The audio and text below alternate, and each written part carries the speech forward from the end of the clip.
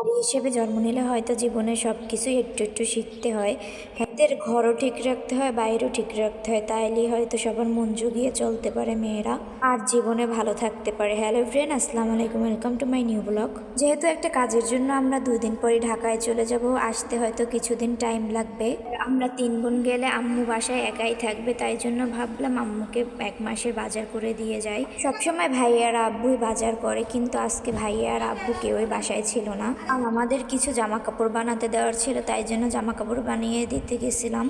তারপর গাড়ি পাইতেছিলাম না, হাঁটতেছিলাম। তারপর চলে আসলাম মুদির দোকানে। আঙ্কেলকে বললাম 1 মাসে যা যা লাগে সব প্যাকিং করে দেন। আর আমাদের বাসায় এই দোকান থেকে সবসময় বাজার নেওয়া হয়।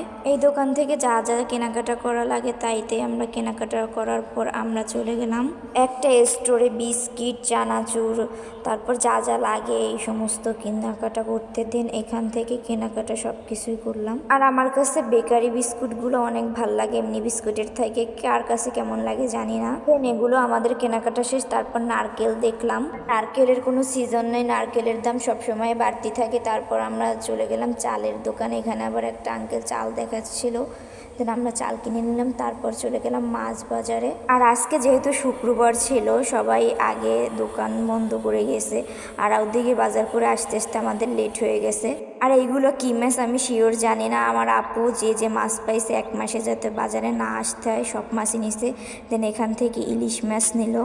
দেন মাছ কেনা শেষে আমরা চলে আসলাম কাঁচা বাজার কেনার জন্য। কাঁচা বাজার যা যা লাগে তাইতেই নিয়েছিলাম, বেশি নিয়ে। কাঁচা বাজার তো আর 1 মাস সংরক্ষণ করার জিনিস না, বাসার সামনে থেকেই কিনতে পারবে।